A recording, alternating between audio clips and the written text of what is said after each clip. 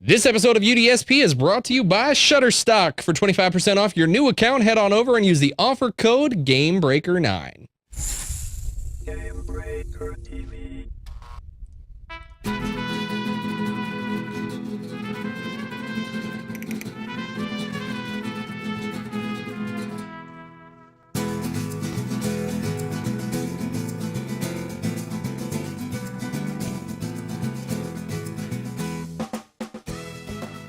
Hello, everybody, and welcome to episode 18 of Unicorn Duck Shadow Puppets. For September 23rd, 2013, you're watching Gamebreaker. I am not Gary Gannon. I am the one and only Mike Schaffnitz, filling in for Gary Gannon. Coming up tonight, today, this morning, this afternoon, for lunch, for dinner, for breakfast, wherever you are, the final two classes have been revealed by Carbine, but in a very poor manner.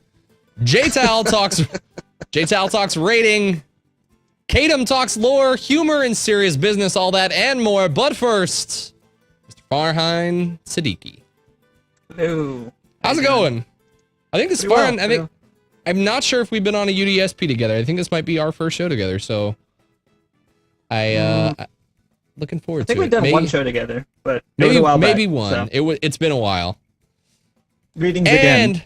Yes, well, I'd sit here and say welcome, but it's kind of more your show than mine. So welcome, Mike Schaffnit.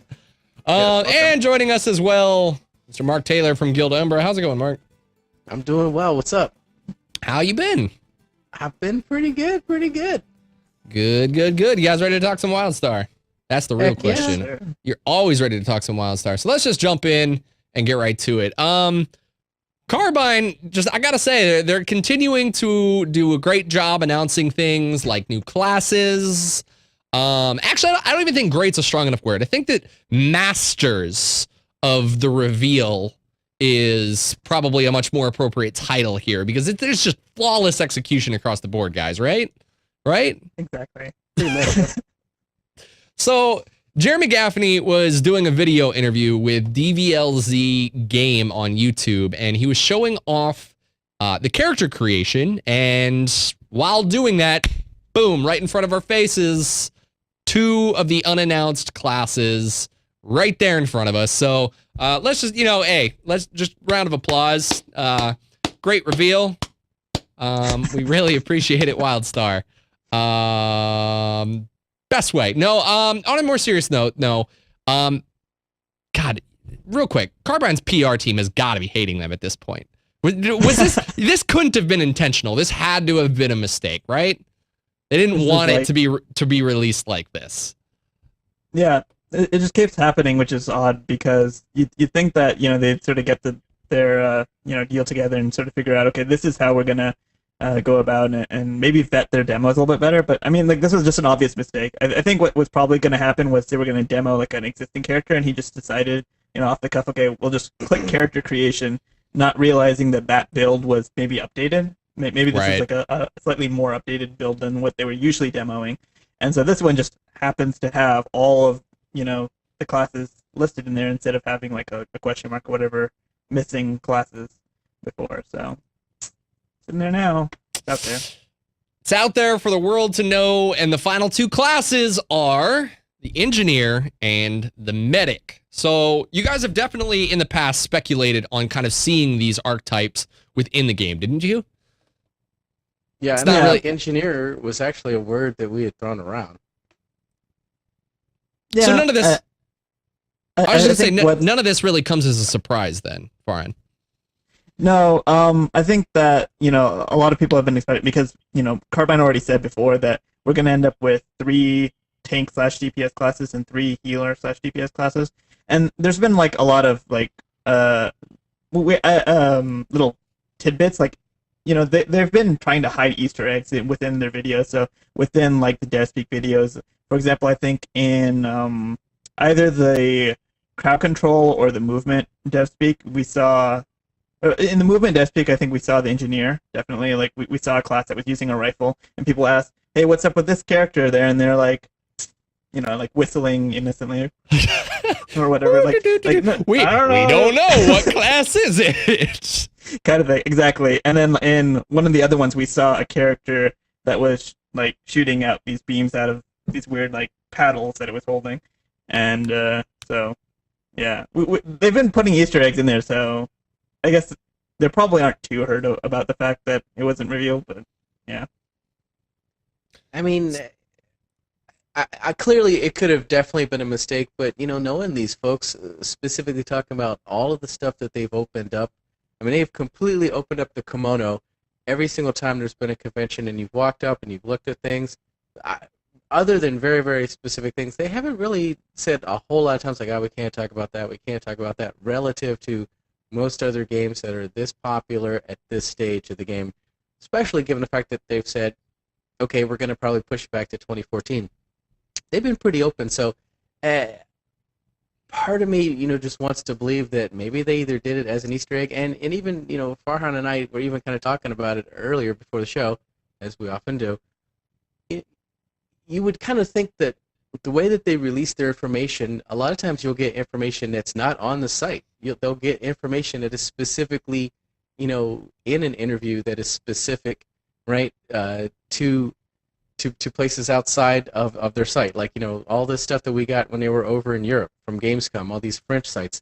Maybe they are actually trying to help grow their own popularity by actually supporting, folks like us, either the media, the regular media, the fan site media, the nerd media, all the different levels. But the point is, they are specifically allowing information to get out through non-traditional means, which is actually empowering and helping the community grow. I don't know if that makes any sense, but I mean, that's just kind of what really makes sense and jumps out. So as much as this may or may not have been, an accident, that might have been the biggest Easter egg of all, is the crazy way to reveal it, right? I don't know. So I mean, so back at the last PAX Prime, we talked about how, okay, they didn't show off the new classes even though they were planning on doing it before, and the response that their community team gave was that they just felt like they didn't want to just give out just the name of the class. They didn't want to just say, okay, here's the name of the class. They aren't quite polished enough for us to show you actual combat or actual gameplay of it yet, but here's the name. So I think that it's not ideal, but it definitely is something that I think that they were definitely planning on doing soon, and so they just wanted to get it a little bit more polished, a little bit more ready, and so this is not ideal, but I think that they'll be able to follow through pretty well in the next couple of weeks. So let's start off taking a look at these classes and get your guys' opinion on them. So the first one, let's look at the medic. It's going to, we can probably assume that it'll be a healing and a DPS class, right?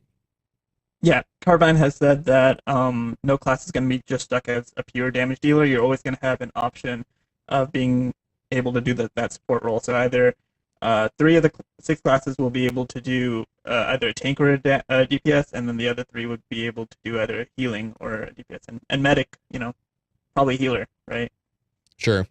How do you think that obviously a medic, I mean, I'm not going to say that there aren't the concepts of a battle medic, but how do you think a medic DPS would translate to gameplay? What options do you think that they might have on the table?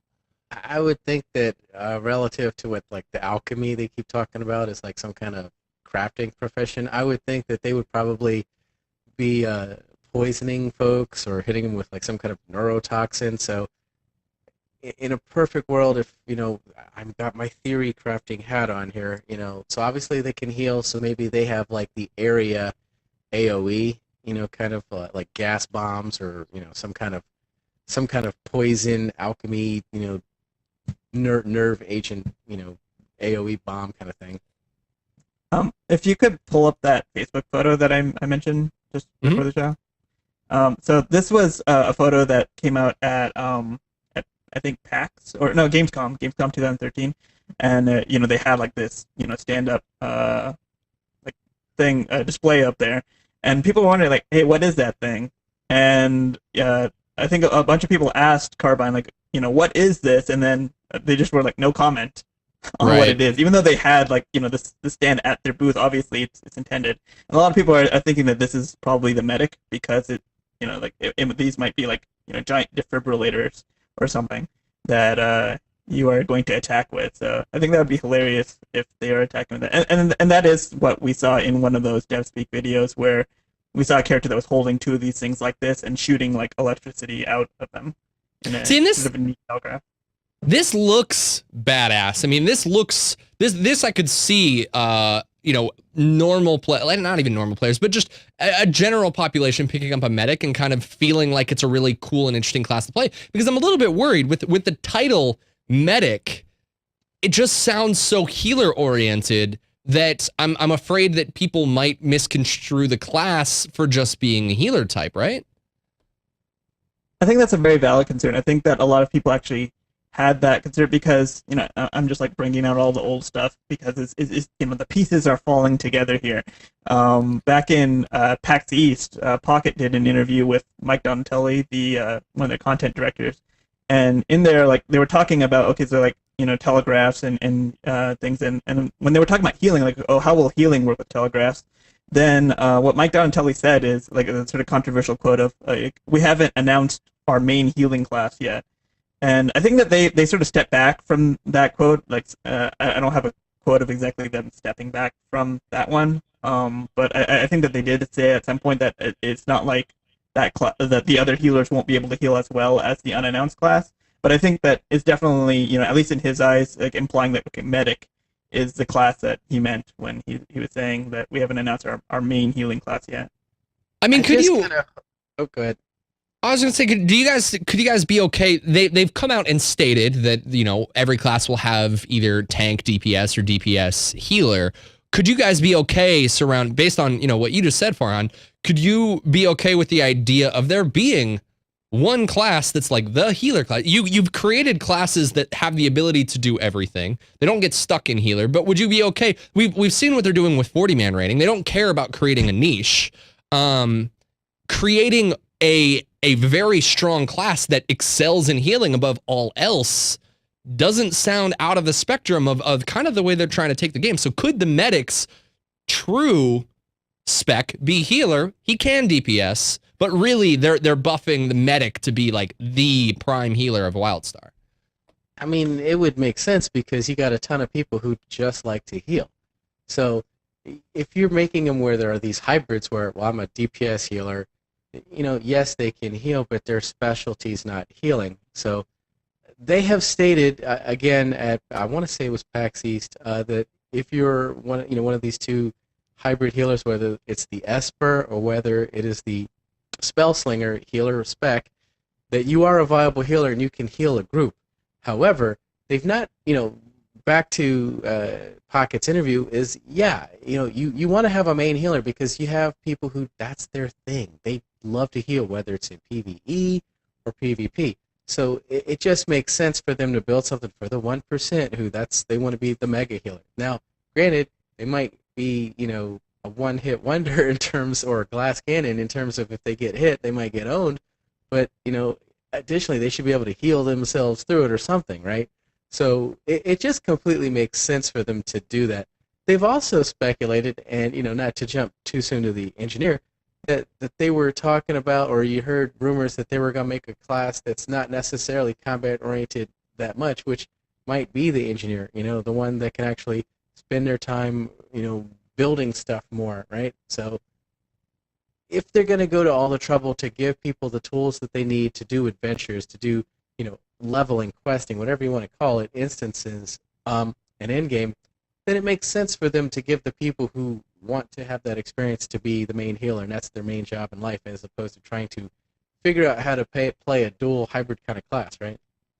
Well, so, I'm going to disagree a little bit here because I think that you could have, because being able to spec or like specialize your character as a main healer doesn't mean that your class can't have the option of specializing the other way. So I think like for all three potential DPS, so it would be Esper, Spellslinger, and Medic now, right?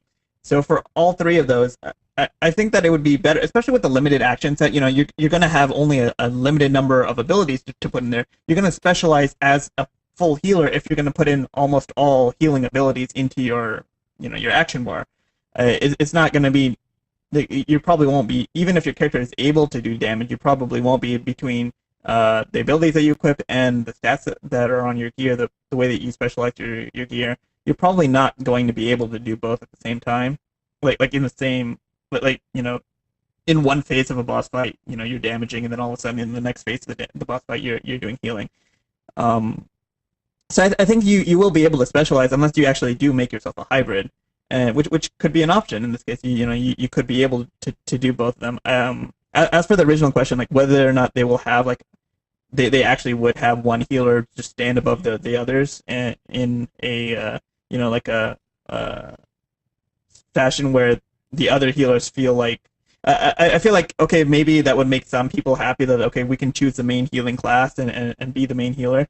But I feel like the other healers might feel like a little bit bad, or like, what happens if your medic is like not able to make the raid that week? Are you just screwed? Because even though you have like a bunch of spell slingers and espers on your bench, you can't fill in. I don't know.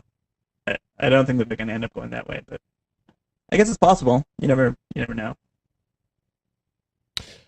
Well, Mark, let's move on and take a look at the engineer. You mentioned them a little bit, and they're going to be a DPS and a tank. What are you expecting from the engineer in terms of fitting into this niche? In kind of the same vein, do we think that we're going to see maybe a very strong DPS or a strong tank out of this? So I don't think it's going to be either of those, to be honest. I think it's going to I think it's going to be a hybrid at best. I think that they're probably going to be the class that would normally play the architect role in most MMOs, so that would be probably, I'm assuming, I got my theorycraft hat on, that's going to probably be the class that you're going to go to help build out your war plot. That's going to be the class that's going to probably do most of the settler type activities within a game, which obviously is not a class, it's more of the way you want to play, like Path, but that would marry up to the person that wants to be a DPS or a tank soldier path, right? So this would probably be the person that definitely wants to play the settler path, that definitely is more into the building, which all the games now are trying to figure out how to bolt on a Minecraft function or module or widget, right?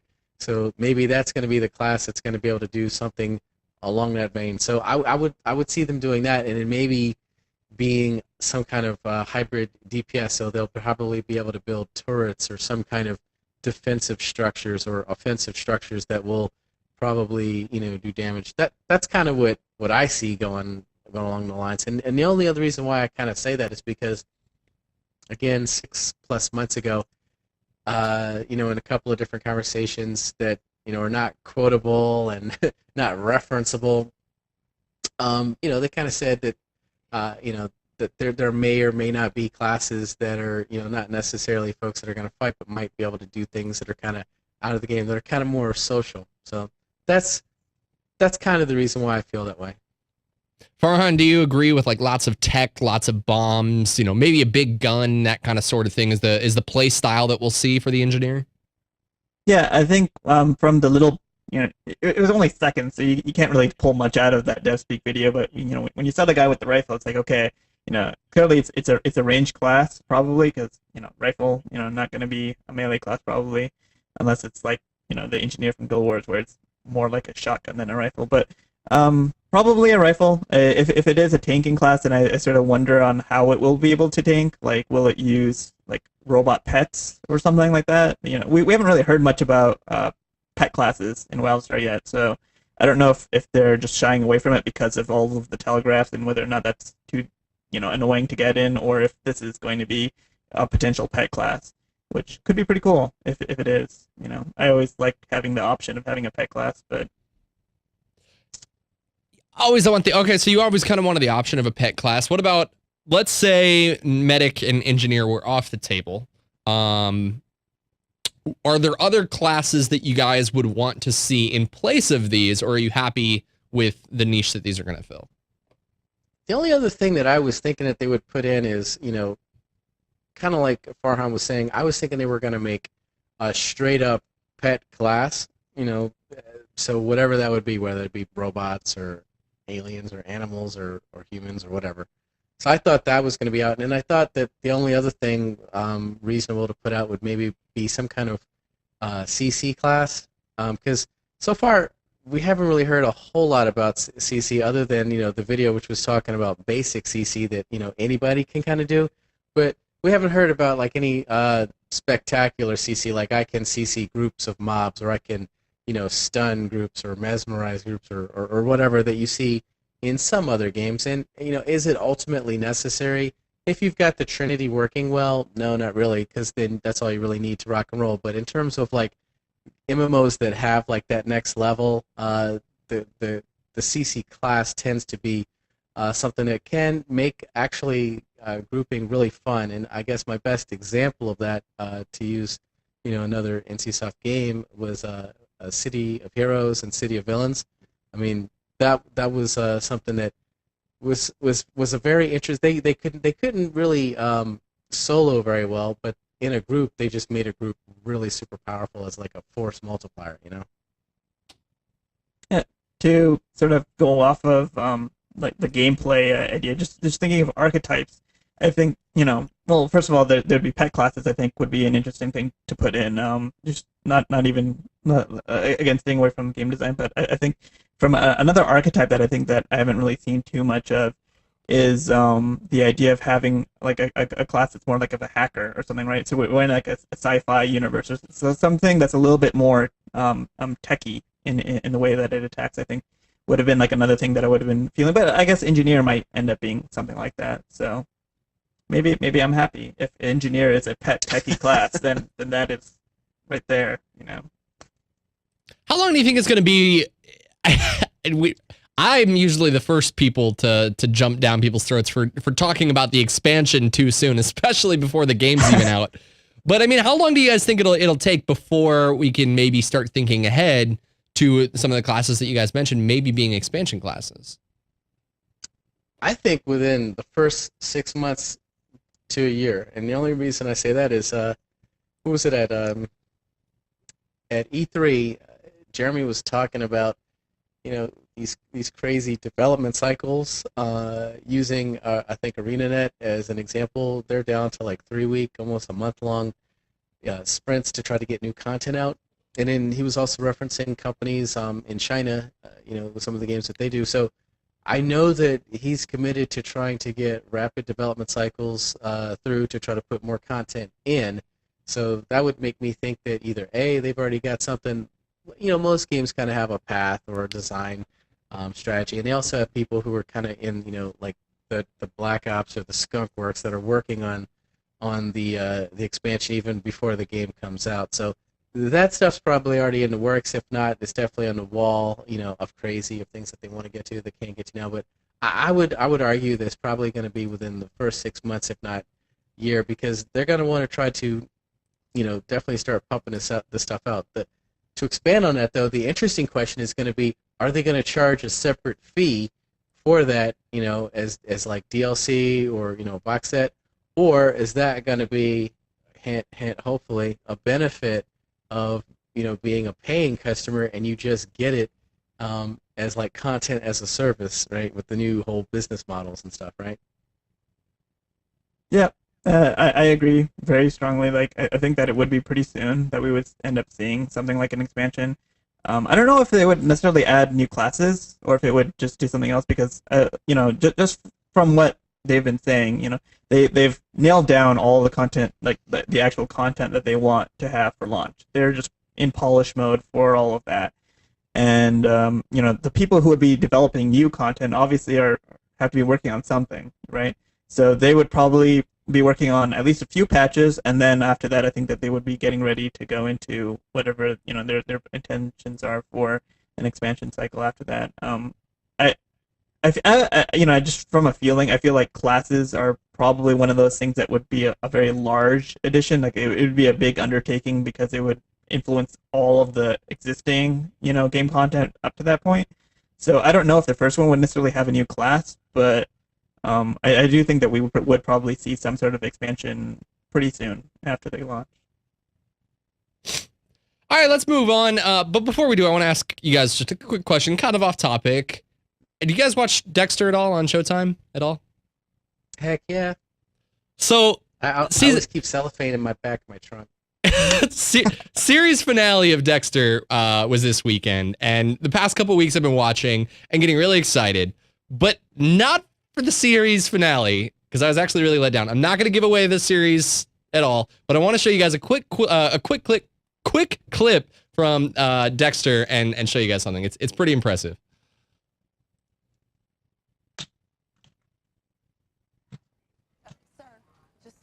Watch right here. Watch right here. You see that? You see that? What's that? Head on over to Shutterstock.com. Oh no, it's off the screen. Head on over to Shutterstock.com. Boom. What? Good eye. What? That is amazing. See, I'm not lying when I say that, like, if you're in the creative industry, Shutterstock is the place to go because they have tons of this stuff. Clearly Dexter did, like, if a show like Dexter isn't gonna take the time or the money to create it from scratch, it's probably safe to say you can't either, or maybe you shouldn't. Shutterstock offers great stuff like this, and not even just Tornado Alert here.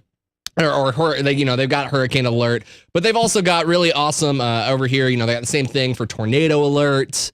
But then they've also got really just cool animations. Like, I could totally see this being a guild intro or whatever, explodes in there. You see your guild, but they've got really cool animations that you can use that are already pre-made for you that take a lot of time to make. And yeah, I don't know. I was really excited when I saw that over at Dex when I was watching Dexter.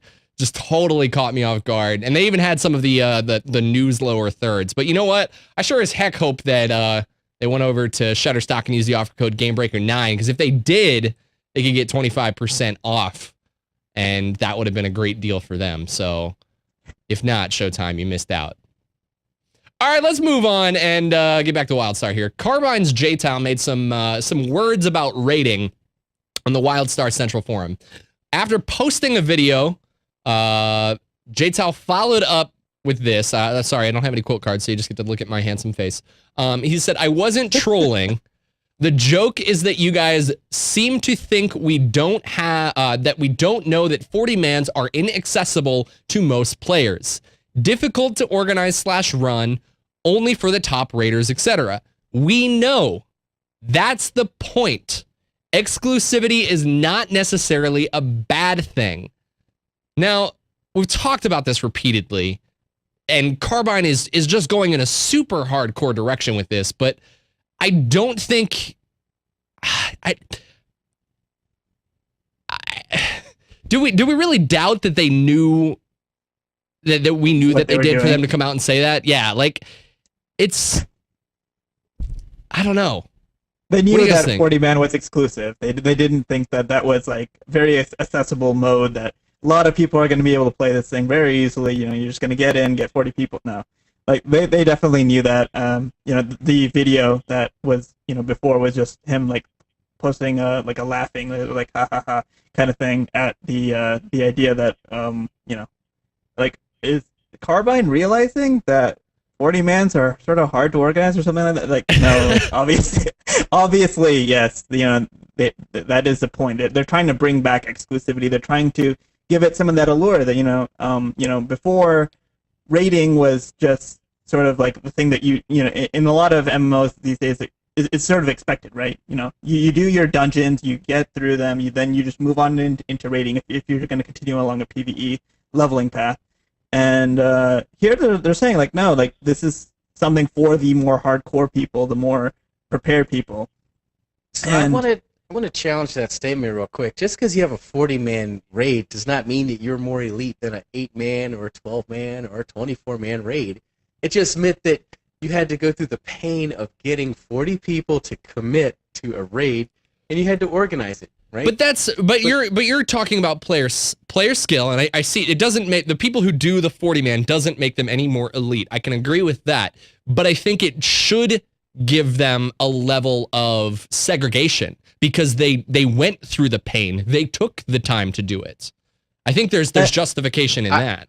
I completely agree with that, and I'm sorry, Farhan, I didn't mean to cut you off. I just wanted to make that point that, I don't want people to get this false sense of cool with 40-mans, okay? To do a 40-man raid takes a lot of organization, and it also means that you have to have a legit guild or legit group that can come together consistently to do the 40-man raid.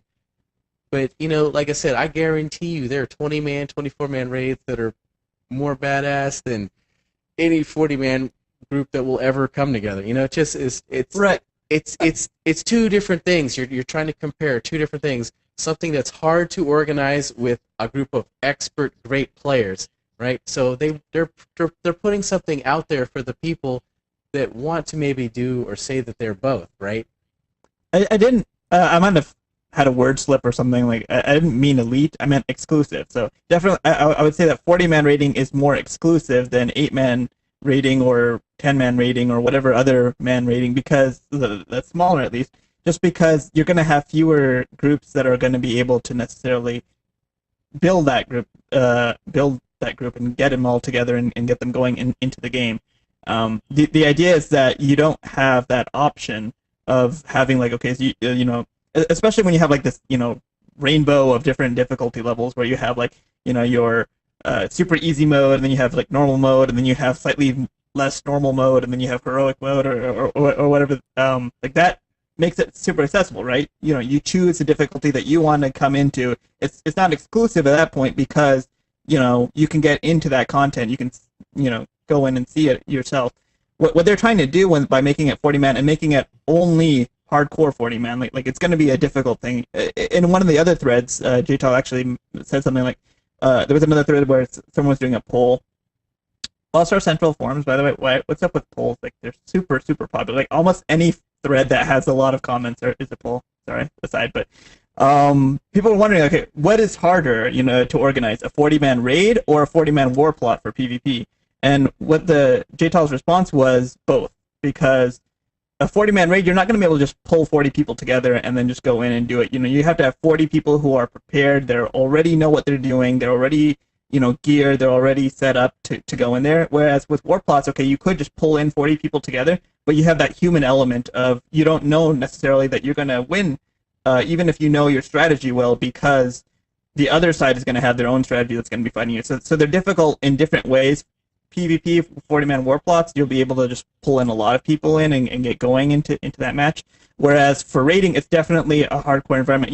It's not going to be like, you have 15 to 20 people carrying your 40-man raid with a core of really good raiders, and then everyone else is just sort of like along for the ride. It's going to be all 40 people have to know what they're doing and getting in there. And that, I would say, is exclusive because it's hard to do that. And not everyone's going to want to do that. Right. So. I think the big thing is that players are just kind of a little bit skeptical about, how many of the top raiders even want 40-mans back. It's all, a lot of people just kind of think that it's rose-tinted glasses. According to what Olivia 2 shows ago, she was saying from talking to some of the, elite raiders from WoW that have been hand-selected to go be in the beta for WildStar, that or that we hear that are there are not even enjoying it, because it's a cluster. Right. Who knows if that's true? I thought that was more of a comment along the lines of like, are you interested in the idea of doing 40-man raiding? Not necessarily have you tried it and what do you think of it kind of thing. No, she was saying, I think she was saying that they've been in there testing it and they've literally had negative feedback about it. They're basically saying that they don't enjoy the experience and don't really see themselves trying to deal with it. I could be wrong, but I think I remember that conversation. Because Carbine did come out and say that there are guilds that are in. They have selected to put guilds into beta specifically to try to level up and also to go through their war plots and their raids. I mean, this game is going to come out. Slide aside. This game's coming out in the spring of 2014, right? Let's put that into perspective for just a minute now. What's the last day of spring? What, like May? April, May? So let's just say, the last day of April, right?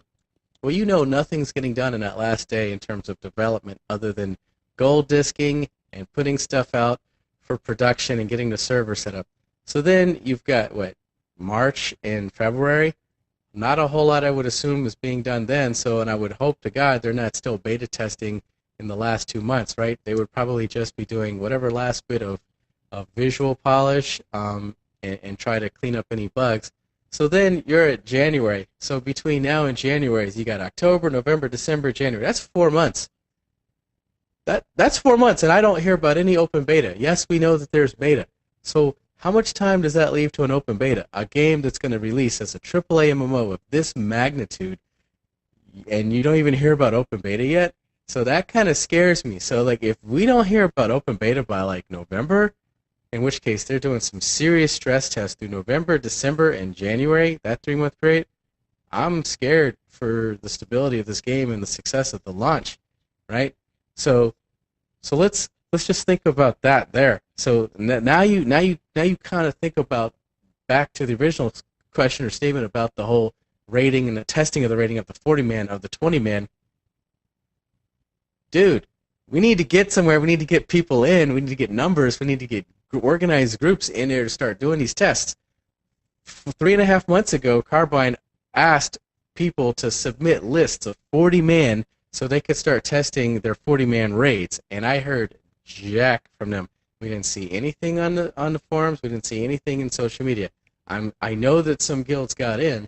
My guild wasn't one of them. Hint, hint. But the point is like, we need to get somewhere in that time frame. Otherwise, this stuff's not going to get vetted out. And I'm not even talking about testing out systems of the game or the regular leveling process. You're talking about stuff that they are hedging their bets on for their end game, which they're saying they've built their game around. They built their game around end game, and then, oh, by the way, they backtracked a leveling process to get you there. So I'm not here to say that the sky is falling. I'm just here to say that if you've not heard about these are things that we need to either start communicating in social media, going, hey, what's going on with this? These are things that maybe we need to nudge the community managers about, look, you need to start getting more people into beta. These are things that we need to hear about more guilds getting into beta, or people are testing, or they need to actually communicate to the people that, hey, we are testing these 40-man raids. And if you're already hearing people saying, we don't know about the whole 40-man raid thing, well, then that sets us back to square one.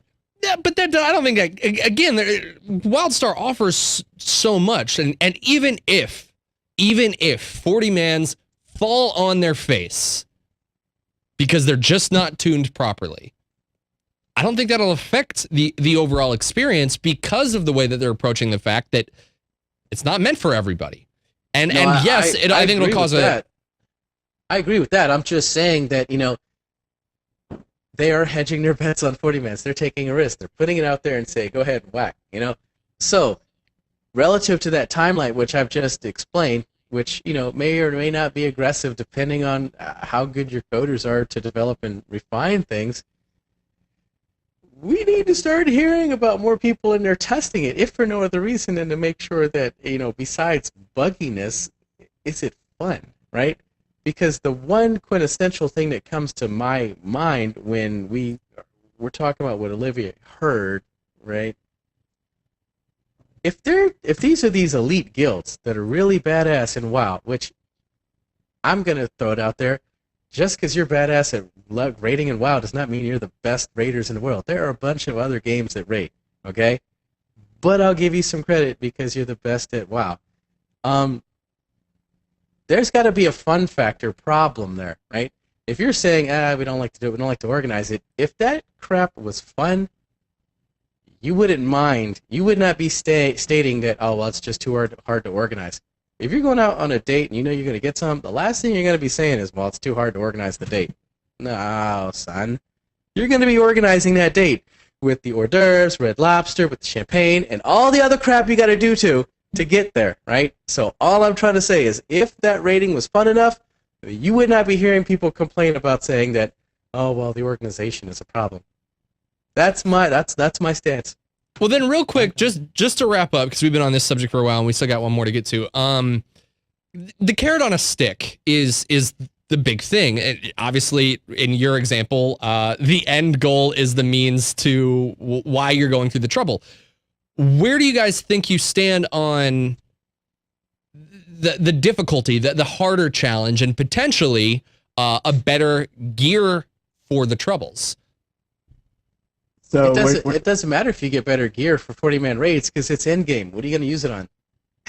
You know The what I next mean? raid. It That's what does any raider use any of the better gear for? It's all everybody always wants the best gear, no matter if it's for nothing. Because you beat the game, you literally get best in slot everything, and then 3 months later you've got more stuff to do, and you're thankful that you had best in slot. You never quit playing though. That's why MMOs are so successful. But you're gonna just go do the next 40-man. People who are gonna be doing 40-mans, other than killing time or helping out other people, are not going to be wasting their time doing 20-mans, other than to help their buddies or to check a block or to maybe help teach those guys. If you're at the 40-man level, you're going to probably stay at the 40-man level, and then you'll use that better gear for your dailies, right? Well, Other than that, what do you need better gear for? This is one of those things that actually came up in WoW though, because back when they first started adding in, like, okay, you have your option. You I think this was like early Wrath. You had like 10-man, then you had 25-man, and then you could like either do heroic or non-heroic. They were doing a lot of experimentation back then.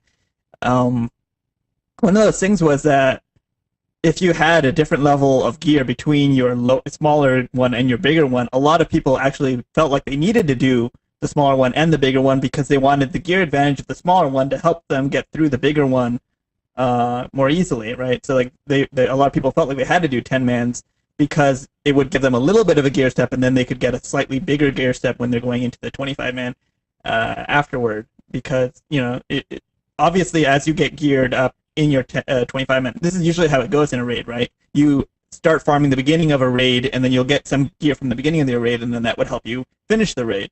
But if you have an easier difficulty or like a smaller difficulty, maybe that's easier to organize in whatever way that it's easier.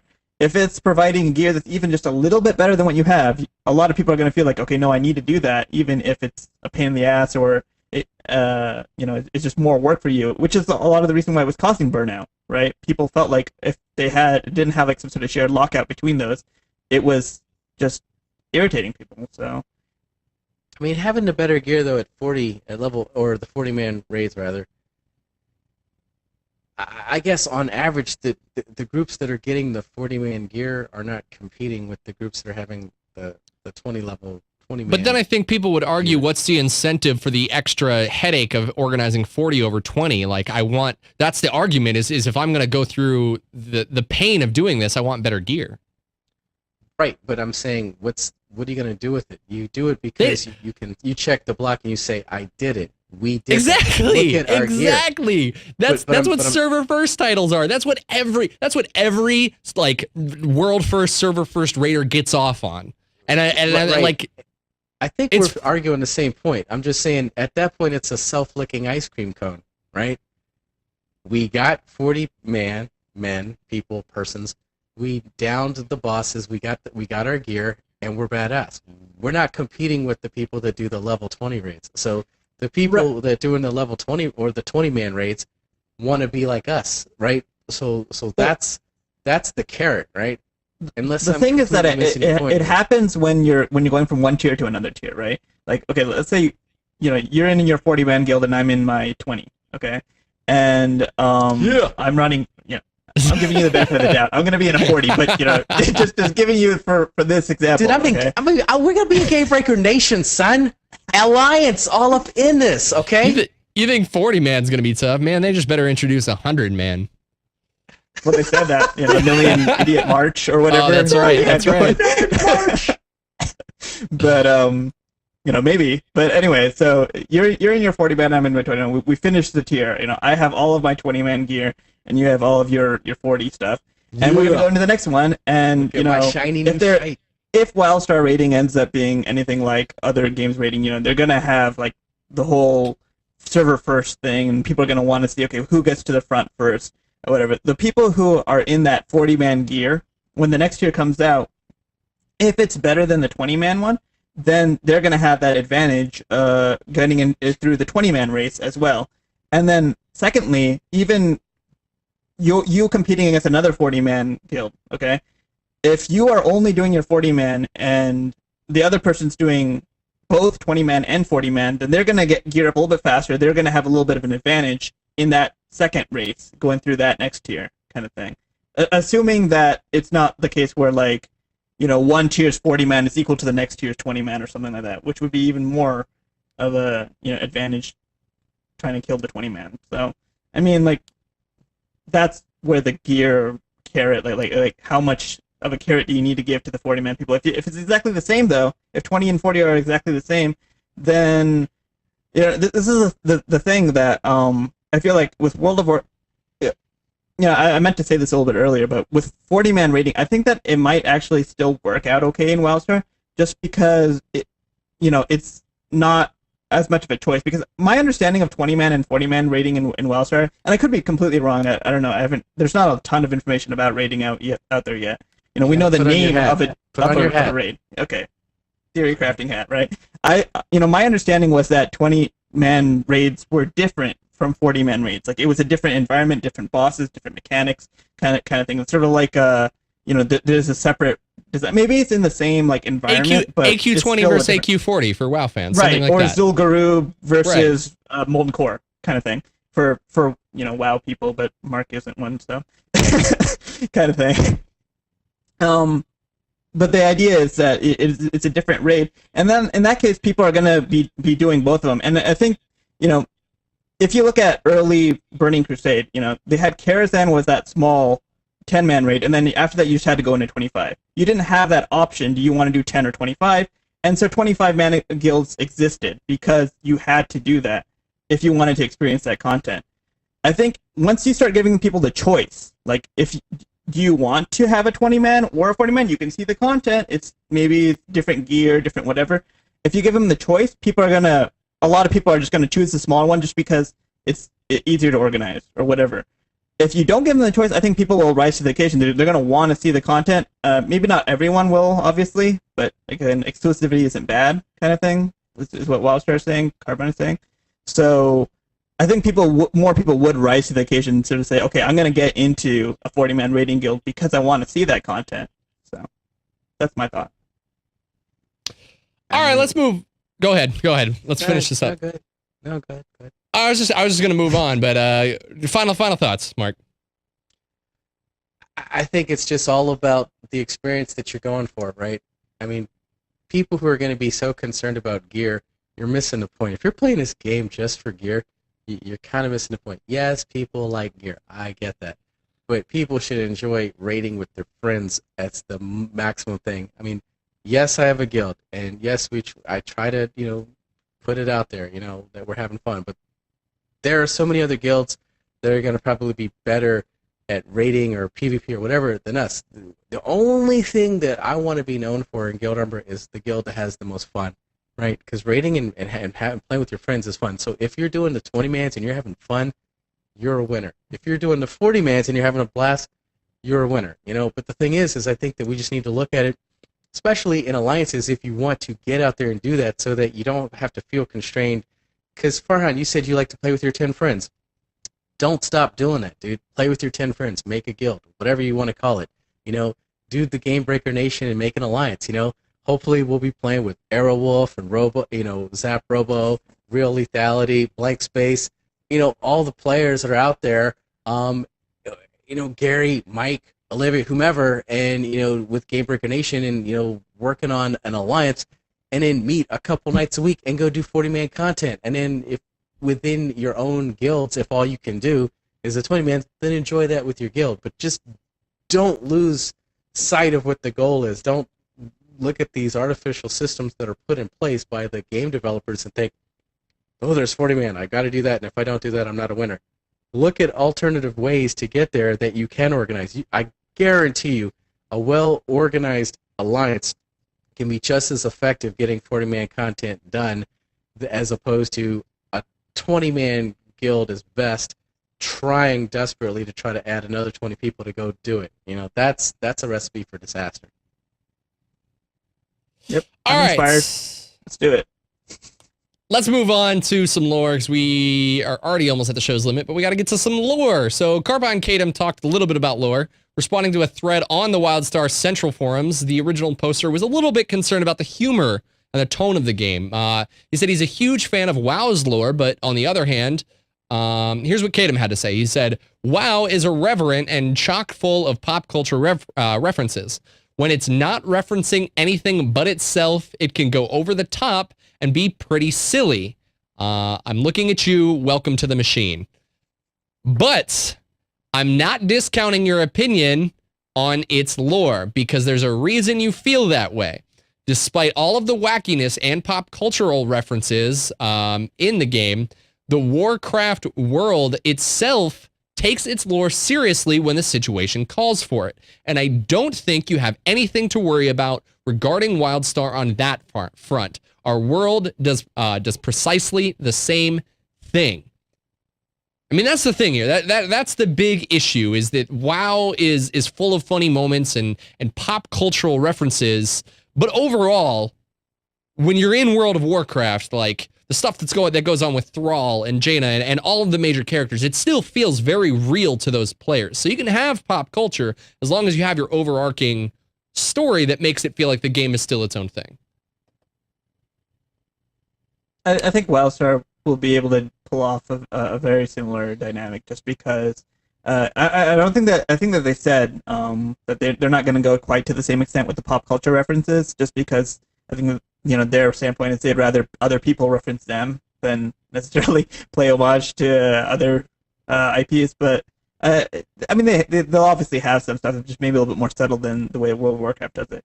But clearly they have wacky, right? You got the Chua. You can't say that they're not wacky. They're not off the wall. They're not crazy, and they don't have that kind of humor in their game. Clearly, blowing up Rose Hours for their trailers. Like, okay, like, they've got a pretty irreverent, sense of humor in there. So, I don't think that WildStar is going to have a problem in the sense of being comical or having that kind of a funny vibe to it. That I think does bring a lot of people into the game. It makes you, just laugh and enjoy it, even if you're in the middle of something that might be a little bit tedious otherwise.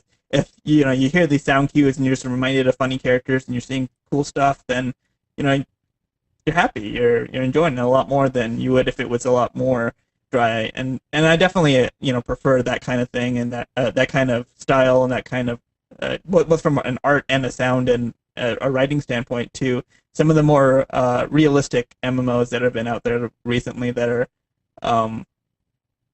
because when you don't do it quite well, when you're trying to be super realistic and super in there, whenever there's something a little bit wrong, it just stands out so much more than when something's a little bit off, when your whole game is a little bit off, right? So that's my thought. You said lore, and I fell asleep. All right, well then, just real quick then, Farron, since Mark doesn't want to talk about it, I mean, I don't want to blindly take Carbine's word on it, because, obviously them saying that they've got serious lore only goes as far as what you believe. But I mean, even without seeing higher level story progressions, if you just look at the factions, we've got this huge, big, oppressive empire that's versus a bunch of rebels. I mean, that's pretty dark and kind of a familiar start. That alone makes me think of Star Wars. So, I mean, I think it's a good starting ground. Yeah, I mean, even if the characters are zany, they're definitely, these races, like if you look at what's happening to the exiles, a lot of them are, they've undergone incredible difficulty. Like the Mordesh are almost, completely wiped out by their plague and everything. And I guess, life elixir or whatever you want to call it. And the Aran have their world completely, like just whatever, planet reapered, however you want to call that.